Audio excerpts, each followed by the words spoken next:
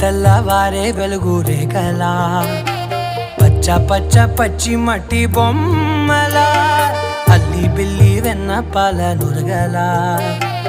అచ్చ తెలుగు ఇంటి పూల కొమ్మలా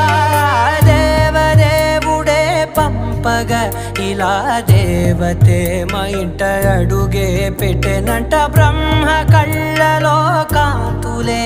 మా అమ్మలా మా కోసం మళ్ళీ లాలి పాడేనంట.